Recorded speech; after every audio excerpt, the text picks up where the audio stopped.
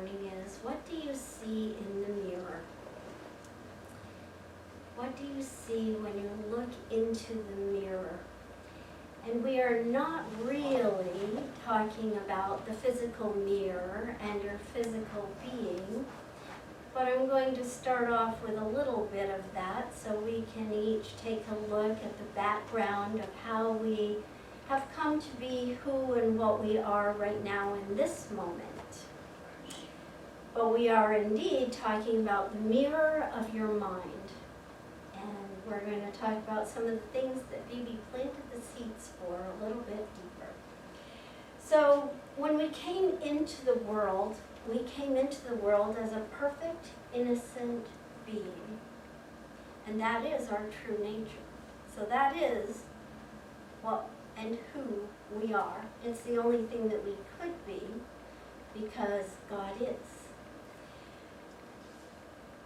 But let's look at life from the toddler perspective for just a moment and picture a little toddler.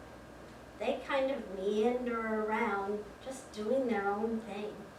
They aren't really thinking about what age they learned to stand up or to crawl or to walk or to talk. In fact, we do that to them. As I was thinking about that, I thought, oh my goodness. I really do that to them. I remember keeping a calendar, and every day I'd write on that calendar exactly what they did. And with all my friends, when we get together for toddler time, we'd talk about which of our kids learned to do this at what age. So we began to teach them to look outside themselves, to their abilities, to what they could do in the moment. So when we're teaching them to look outside, we're forgetting to teach them to look inside, which is really where we want to live, where we want to think, where we want to be. So let's look at a couple of the things that happen in the physical realm. What about name calling when you were younger? Name calling. What name were you called? And we aren't going to talk about that, because that brings us usually back to not such a great place. But most of us know whether we were called fatty or toothpick or beanpole or big ears or big nose or fill in the blank silently. Most of us know, and unless we have desensitized it in some way, it is still inside us. It is still rearing its ugly head up within us to tell us to do certain things in the outer, with our appearances, in the world, to look good. So and I'm sure there are more than I came up with, but I kind of categorized some of these personality traits that we take on to being either the victim in those bullying situations, or being the pacifier, as I like to call it. I don't know if that's really a term in psychology or not, but a pacifier to me is the one who comes over and says, oh, it's okay, you're not really fat. And the other one goes, well, yes, I am, look at this. And they're like, well, not very much. That's the pacifier. That's the enabler that sometimes we grow up to be. Then there's, of course, the perpetrator, the bully. And then there are the followers. And I've noticed, for those of you that don't know, I teach 5th grade. I've noticed that in the classroom, those followers take on different looks. Some of them try to be the greatest laugher at the perpetrator's misguided words to someone. The one that laughs the most, trying to buddy up to the one they see as the strongest. And let me just insert that the strongest is the one who can silently treat, pray for the situation, and sometimes be gutsy enough to speak up or remove someone from a situation. But there are also the followers who don't really like what's going on, but they say nothing. They sit in silence and say nothing and do nothing. So by now you've had time to think about that experience, that scenario for you. And so what did we learn from it?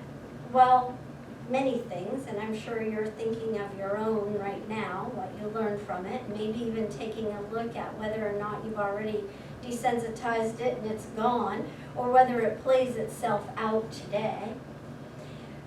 But I think what we learned was to worry about what others think.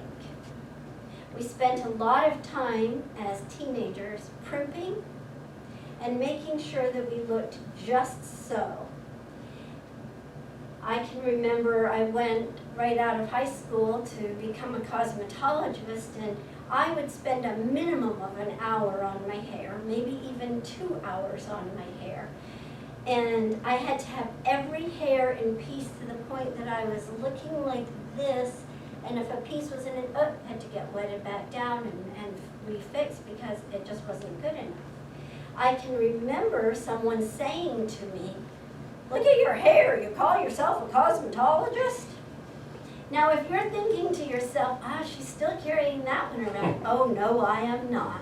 My hair looks pretty good because I have a great hairdresser. I was probably my own hairdresser back then.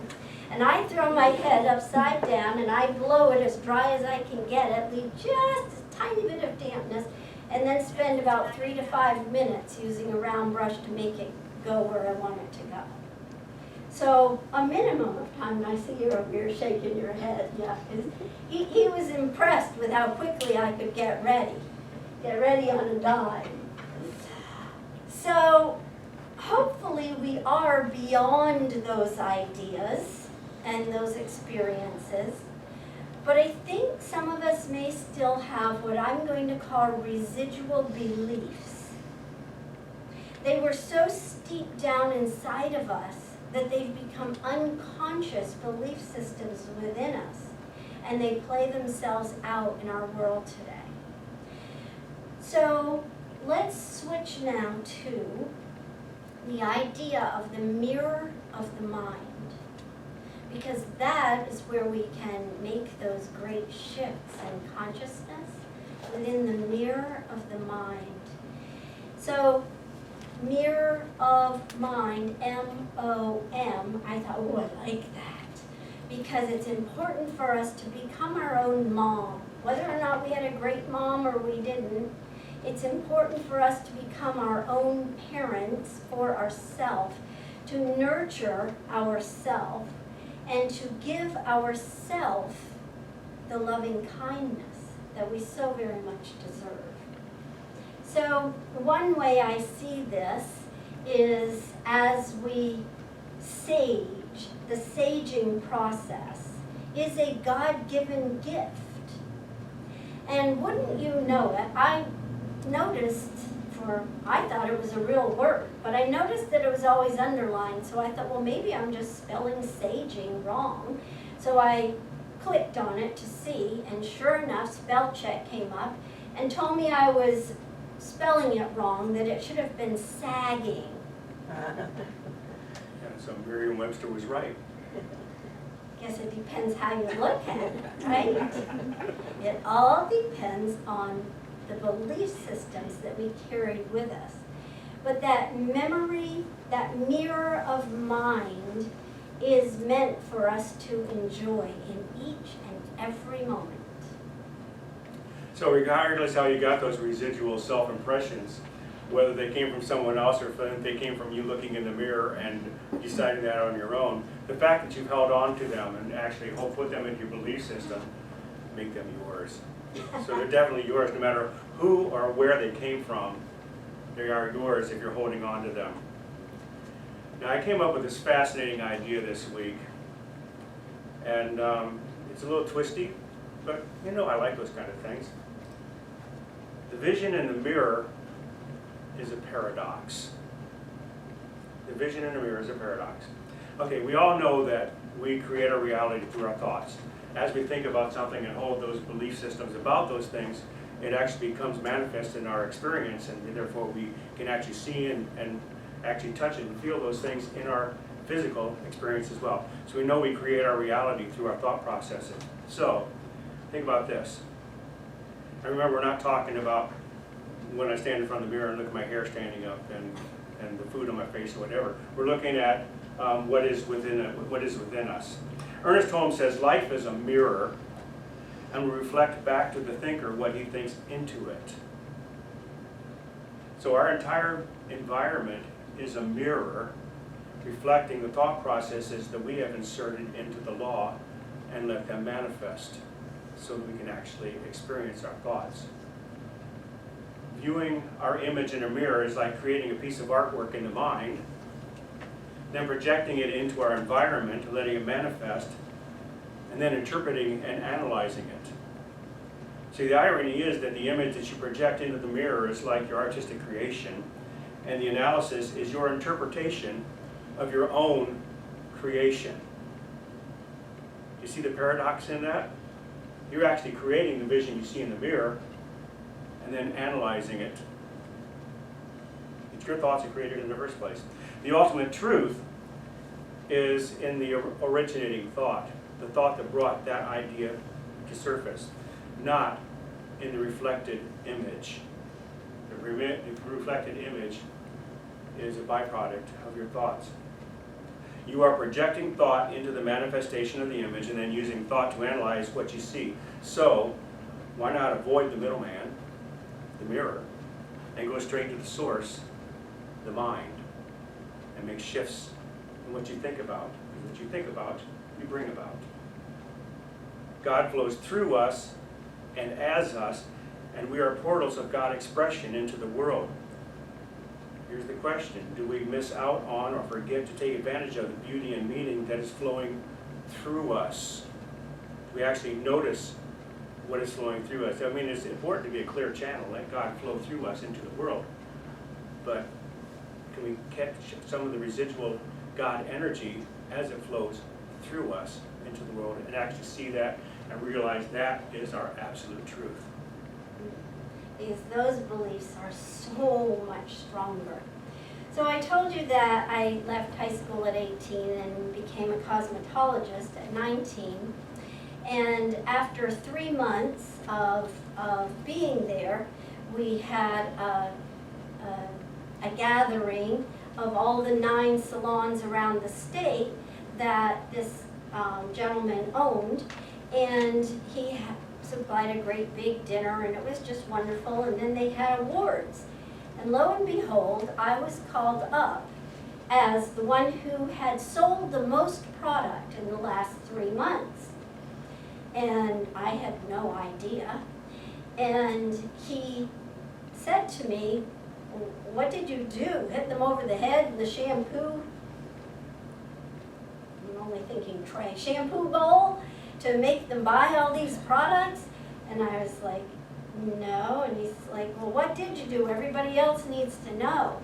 And I was like, well, I don't really know that I did anything. I just know the product, and I know how it works and what it's made of, and that gets the results.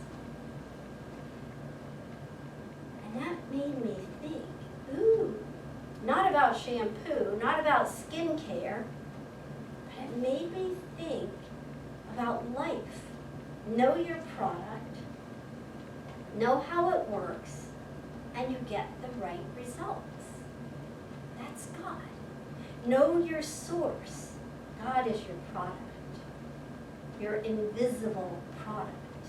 And know how God works, because in Science of Mind, we might be the only teaching in the world that does this. That's for next week, isn't it? We might be the only ones. You'll research that for us, right? To teach this. But God does have a way that it works through law. And we get to work it through our mind. There is God, the one mind, and each of us individualized centers of individual mind within that one. We get to work it. In Your Invisible Power, which is a fantastic book, Ernest Holmes says we are in partnership with infinite mind, with God. And he calls this partnership God and company, with us being the company and God as the silent partner. is your silent partner. And that just feels good. Silently within yourself say, God is my silent partner. It just feels good to know that you're the company, you're making those decisions, but you have a silent partner backing you, supporting you. So wherever we place our attention, and those are those decisions we make about our company, we are activating the divine. And our company is doing business there. And as we activate the divine, we establish what Holmes calls the branch of divine goods. The branch of divine goods. Because God and company's business is always good. God is always about good work.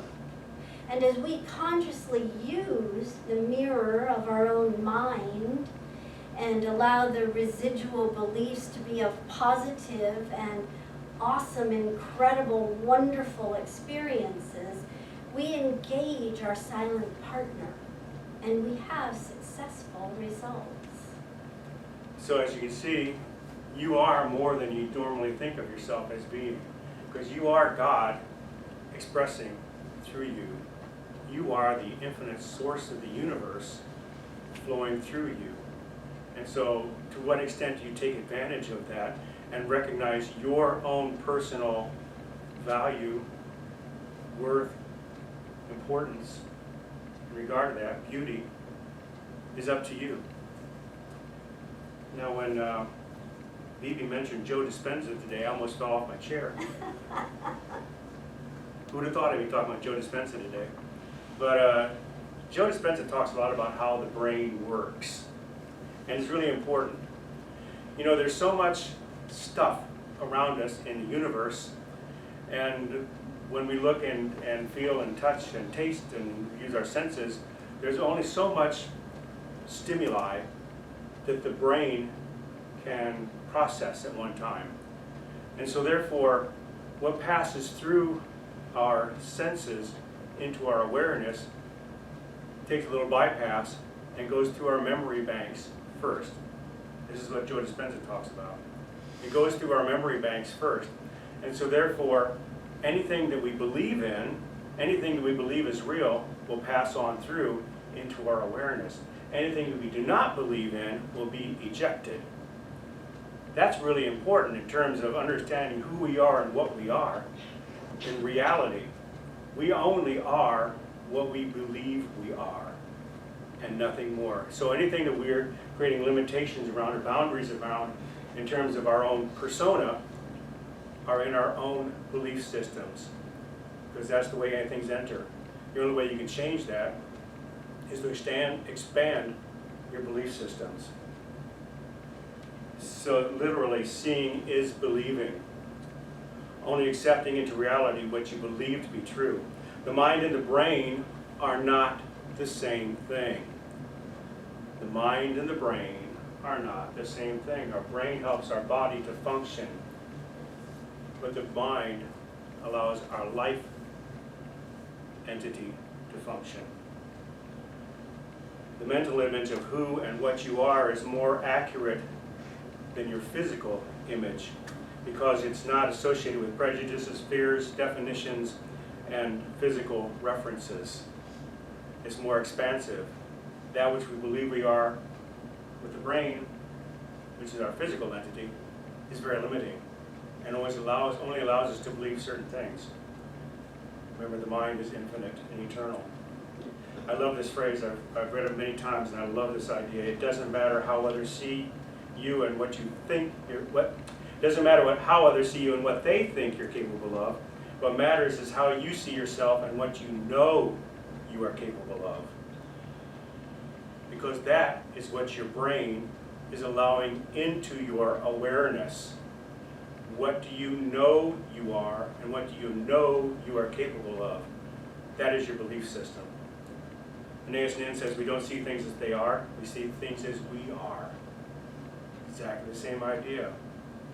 We create our own reality based on our belief systems. And you know, Hafiz is one of my favorites. Hafiz says, I wish I could show you when you are lonely and in darkness, the astonishing light of your own being. Yes, and back at you. Remember, we only see what we are. So yes, a cute little idea to get the best messages in place within our brain, therefore into our mind, is the idea of fire and wire. So, and I kind of would actually say it the other way, wire the ideas, get your ideas, wire them into your own mind with affirmations, with treatment, with the expectation that you have in life, and then fire them. That means the synapse that's within you, fire that so that you create greater strength, because the more that we think a certain thought, the greater strength we give it to fire and wire. So last week I had an experience when David was singing. If you weren't here, the song he sang last week was Love Can Move the World. And it was really, really beautiful, and for some reason it took me to a really high level of consciousness, to a place where I realized that we get a lot of feeling when we're steeped in the idea of love. And back of that love, we must place the law. We must use the law to orchestrate that love in our world. And so not only is it love can move the world, but law can move the world. But we must provide the opening. When we have pains, when we have fears, we want them to escape our bodies. And there are many ways that we can do this, because we don't want to live with the pain and the fears inside ourselves, those residual belief systems that create illness in our body, that create dysfunction in our relationships. None of us want that. Or maybe we do because it's all we've known, and we're yet to try that unknown great relationship, or that unknown, well, you know, my parents always had asthma, so, you know, it's no wonder I have it. And just accepting. No, rid ourselves of those pains. Our bodies are not coffins. We are not meant to bury the negative within ourselves. And so just a few of the ideas with which we can let it out, let it free, let it loose, let it move on its way. Journal writing, any kind of creative artistry. Go down and draw a picture in the sand on the beach. It doesn't have to be beautiful. You don't have to sell it. But just let it out. Let the beauty come out of you. Make music, beautiful music, like someone we all know. Any kind of healthy outlet, because your body's a temple and you deserve all good, always. Sky St. John is a unity minister in Hawaii. He says, when you bury emotions or feelings, you bury them alive. They will find a way out, find a way to the surface. And it's going to be, you're going to be like whack-a-mole, trying to knock them back all back down in again. Until you actually deal with them, they're going to hang out there in your belief systems of who and what you are. Newton's law of thermodynamics says that energy cannot be created or destroyed, it can only transform. And mental energy falls into that category too. Mental energy cannot be created or destroyed, it can only be transformed. So we can shift our thinking, we can change our thinking, change our lives. We can bring about more positive ideas in our thoughts, let go of all the phobias and the obsessive, compulsive behaviors, thank you, that's the perfect word, that we may be holding on as a result of the stuff that we were holding on to. We quite often feel, well, it's easier, I can just bury it underneath the surface and it's gone. You know, it's like burying our head like an ostrich in the sand. Everything else will still be there when we come back. We talked about that last week, about procrastination. It'll still be there when you come back out again. And you would see, eventually, you're going to have to deal with it. So just remember that mental energy is the same as any other kind of energy. It can't be created or destroyed. It can only be transformed. So the Wizard of Oz gives a great ending here, because the message is about self-empowerment as we look into the mirror of our own mind and feel self-empowered and know that God is back of us.